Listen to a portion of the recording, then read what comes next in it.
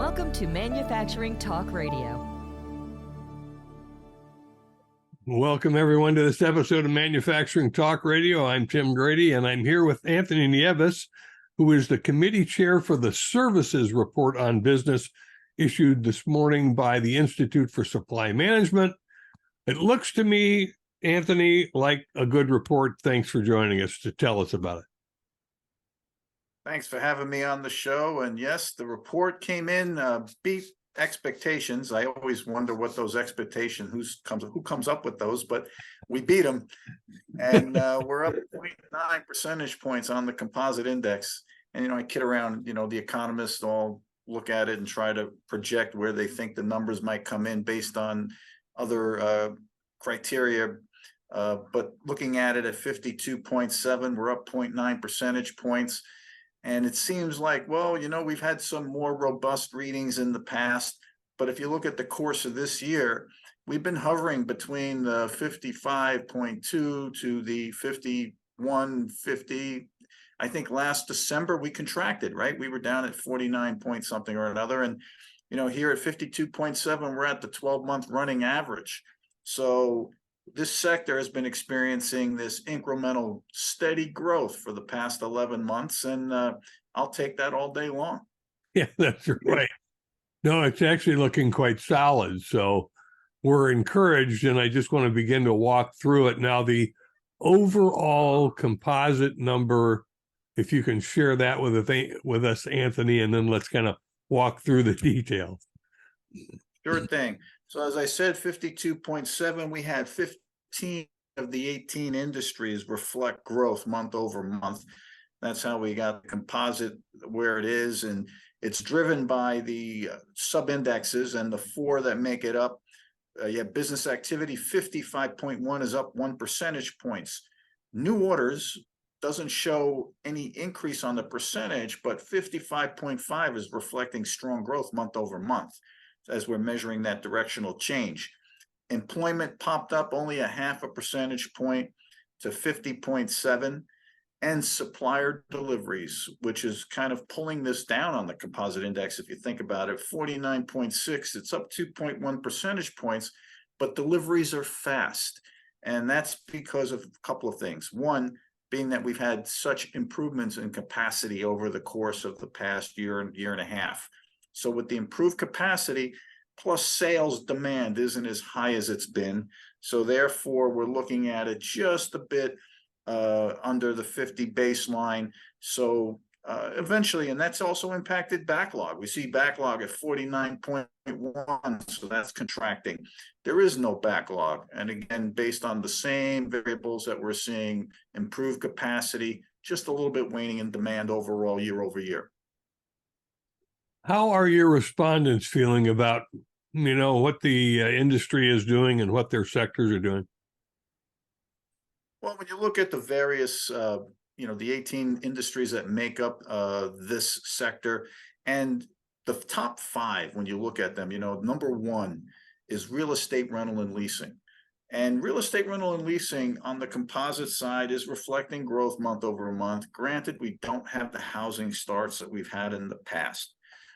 Construction is one of those that on the composite side, it's showing that it's got growth and that it's reflected growth, and just barely over that on the business activity side. But construction has mostly been rent and rehab work. It's down for the month, but overall they're saying that there's opportunity in the future. When you look at number 2 in there is actually government. We don't have to worry about government going out of business, right? That's going to stay around for a bit. And the revenue is getting better and better year over year. You have in there professional, scientific, and technical services. Well, professional, scientific, technical services is one of the big export components along with information. And information is number 5 in this sector. That's contribution to GDP. Those two, and we can look at exports and see that it bounced up 4.8 percentage points. But last month at 48.8, why was it down so low? Why did it contract? Comment from the respondent. Back to your original question, what did the respondent say? Respondent said, based on the war in the Middle East, we have had no activity on exports there. Respondents also indicated on the healthcare and social assistance, we're starting to see some stabilization on the labor. However, it's still difficult to get clinicians. They've had increase of elective surgeries trying to get spend in before year end. Right. Accommodation and food service, restaurants, they're busy right now. They're looking at a good December moving into the holiday season. They're consistent year over year, not as strong as they've been way back pre-pandemic, but they've come back a bit. So overall, the sector is doing quite well considering all the geopolitical challenges we're having. We're still combating bits of inflation here. There's a bit of uncertainty as it relates to the whole geopolitical situation. And employment continues to be a mixed bag. We see that based on what the respondents tell us, that they're managing that variable expense. I've said that time and time again on the show. Also, they're having trouble on positions, yet others are saying, as we experience attrition, we're not going to hire because we're going to control that expense. So overall, though, still, I'm not trying to paint a bleak picture. It's a good picture. We just could be doing a little bit better. Anthony, I noticed that the report yields the industries that are growing for November. 15 are growing, and they're listed in order of who's growing the most to who's growing the least. And agriculture, forestry, fishing, and hunting is doing real well in November. But what's driving it? Hunting? Well, yeah, I mean, the industry is doing well and it's continued to do well. And, people would always ask, what kind of companies are in there? Well, egg production, right? It's in there. We've had a challenge with some eggs, in the past as far as availability. So, demand was exceeding supply. But yeah, agriculture, forestry, fishing, and hunting is number one. Number two is healthcare. Number three is real estate rental and leasing. Number four is arts, entertainment, and recreation. And that's opens up or a segue into a good one here. Think about this. We had the writer's strike. We had SAG-AFTRA. We had all this stuff going on. And there's so many companies on the periphery that contribute into that arts, entertainment, and recreation. Some of the textile companies, set production, things like that are impacted. So it's really helping the economy to get past that, not just in the arts, entertainment, and recreation industry, but all those other industries that support it. Movie theaters, we have had no content come out for quite some time. Look at your cable station, if you have cable, or else if you have some kind of streaming service. There's just been a lot of regurgitated stuff because they haven't had the new content. That production has been behind for quite some time now. But hopefully that'll pick up, and the economy and the other companies that support it and economically will pick up as well. Yeah, it's interesting that you make that comment because we look at manufacturing in Hollywood because they are manufacturing movies, and so much does go in. It's not all done by a computer. There's all kinds of technology. There's all kinds of support groups. Textiles is a big one. So it's interesting that you make that comment because who would have thought the writers, actors strike would have had that kind of a ripple into the economy until you realize everything that touches Hollywood. Exactly. I mean, I'm actually not sitting here in front of you. This is AI generated. This is my avatar. So I am surprised because I do watch probably too much TV, and my wife and I flip through cable shows and streaming and trying to find something we like to watch. And I'm astounded by the amount of content that is available on all of these streaming services. And I look at her and say, there's a lot of time and effort into producing a lot of stuff. Oh, no question. I think about it during COVID. It kept my sanity being able to look at some of the streaming services and be able to occupy my time when I wasn't doing the minimal work because everything was shut down. But it's interesting. I read something as recent as yesterday that one of these productions, and I don't want to advertise anything, that they were talking about how it was 10 times more than producing a typical movie, and it was just a mini series. And they talked about the intricacies involved in the set production and everything else. And I was like, wow. I mean, it's pretty intense stuff when you think about it, and what goes on and pulling all that together, not just the set production, but the logistics. And, you know, I always try to correlate things back to supply chain and supply management. And it really is, it's an intricate piece of work that they have to put out there. Is the services sector as affected by interest rates as the manufacturing sector? No question. I mean, directly impacts, first off, finance and insurance. Okay, so those where your lenders are sitting, right? And then you have the construction side. And then you have the real estate rental and leasing, which is the single largest contributor to GDP in overall economy. So that's impacted. And then comments from our respondents directly as it affects all other businesses. High interest rates are impeding capital reinvestment. So that's directly from our respondents. I'm thinking that, you know, we have our, just as a reminder to the audience, to the listeners, that a week from Friday, which will be the 15th of December, and I know we're already scheduled with you guys, Tim and I, for the semi-annual release. So that will give us additional insight as to what our respondents are projecting their companies to be doing and what their forecasts are for 2024. Is pricing still fairly high in the services sector in terms of its increasing and not particularly slowing, even though it's slow to tad? Well, 78 straight months of price increases. So granted that at 58.3, it came down 0.3 percentage points from the 58.6. But really what it's telling us is prices still increase month over month, just at a similar rate. It's not where it was in the past. We were getting accustomed to prices being up there in rarefied air in the 70s and high 70s and even 80. But that was based on limited supply and strong demand. And right now there's still the same old usual suspects in the up in price on the commodity side. You got electrical components, labor's always in there, but HVAC has been an ongoing problem. So, you know, and it's usually in short supply as far as the electrical components and transformers, and, you know, vehicles have been a challenge as well. So there have been some high prices that continue, and it's all supply and demand driven, as well as, you know, just looking at the overall production of certain things. We had issues with anything that was produced out of Ukraine or out of Eastern Europe, and the same thing, you know, as far as whether it be cobalt or lithium or things of that nature. You know, natural gas production. We don't see those in the short supply or up in price any longer, but that's what was impacted over the course of the year. And you know, it's been consistent when we look at it.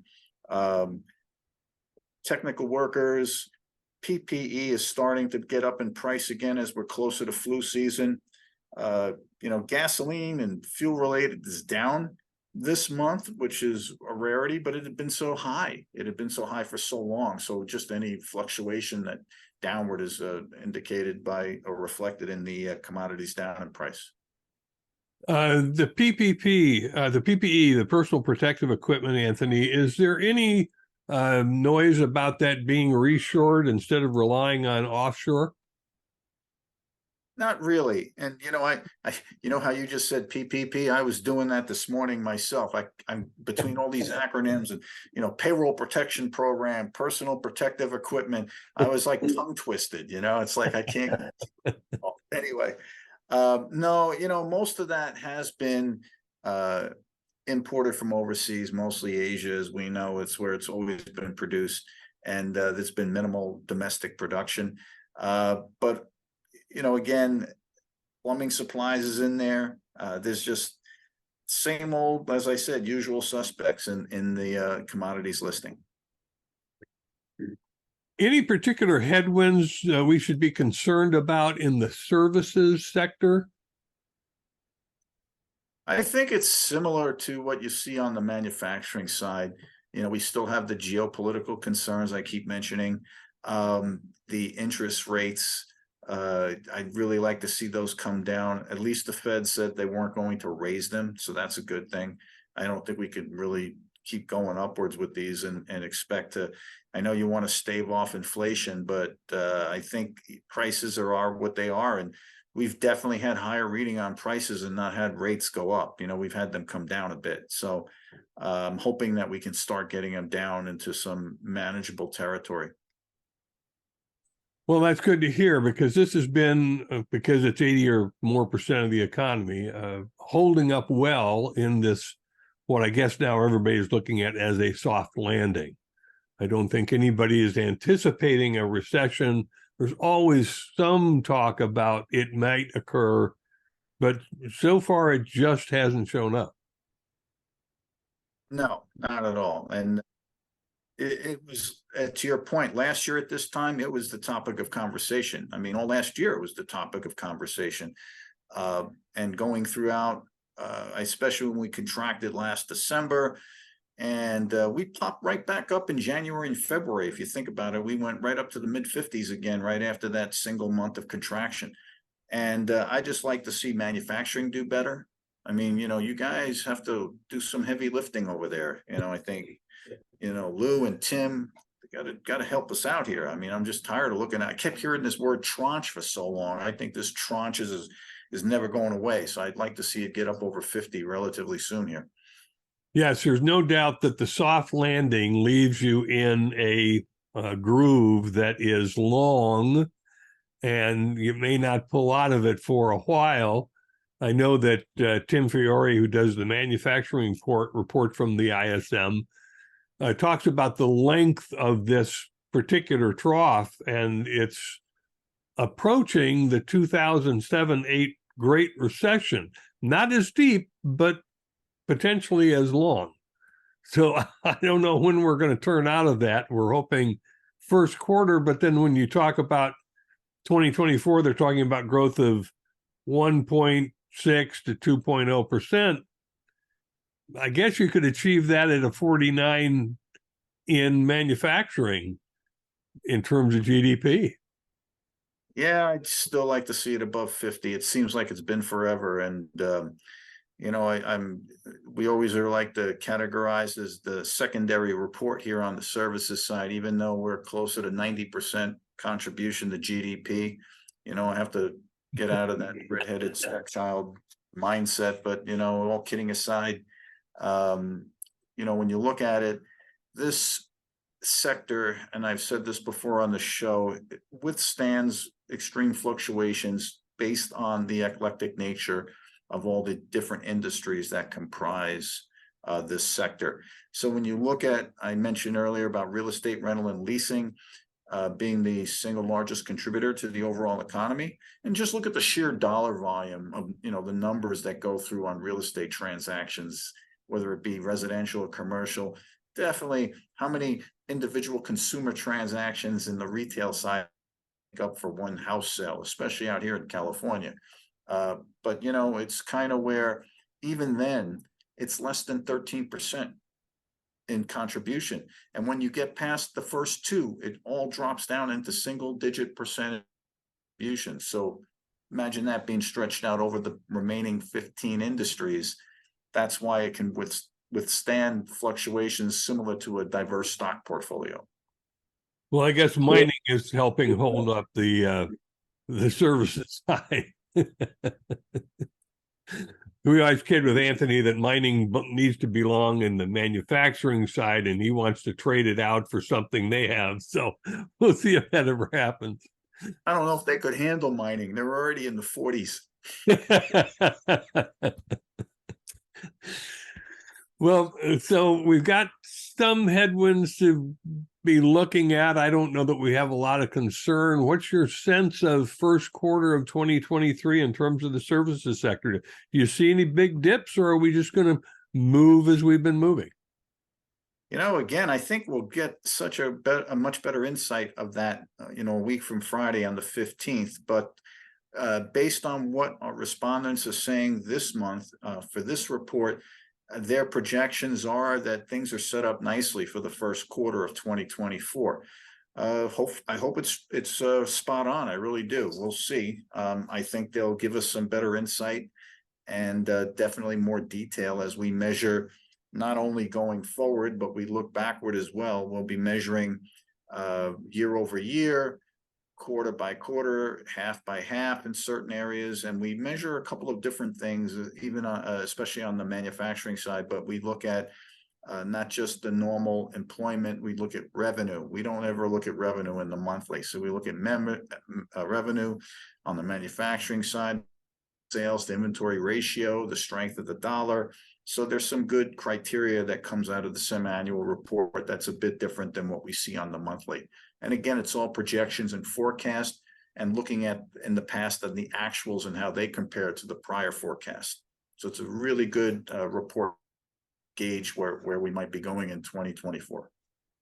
It's certainly been very accurate. We've enjoyed working with you on it and having you share with our audience.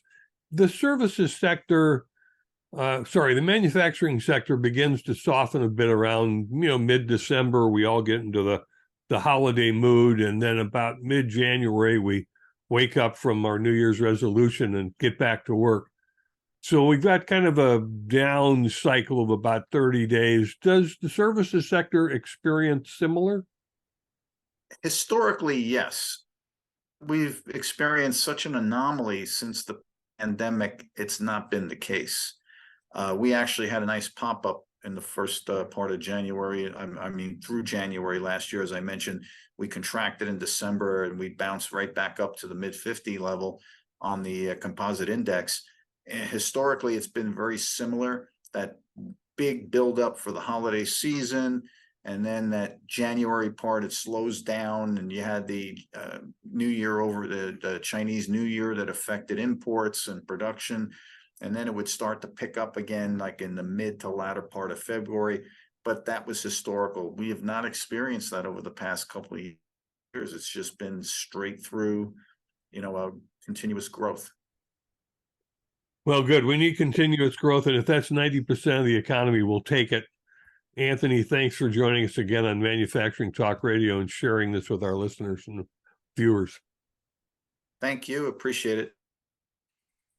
Well, I enjoy working with the Institute for Supply Management. Again, around December 15th, we will be working with them on the semi-annual forecast, and then we will post that. You will find it on YouTube, so be sure to go to YouTube as you watch this show. Be sure to subscribe, like our content, let other people know that you enjoy what you're watching, and we appreciate all of our listeners and viewers. Thanks again for being with us on Manufacturing Talk Radio. That's our show for today. Thanks for listening. If you enjoyed this episode and would like to support the show, please like and subscribe, share on social media, or leave a review.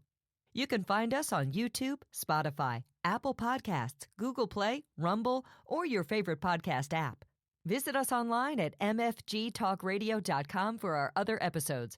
We have also included links to our advertisers below. Thanks again, and we'll see you next week.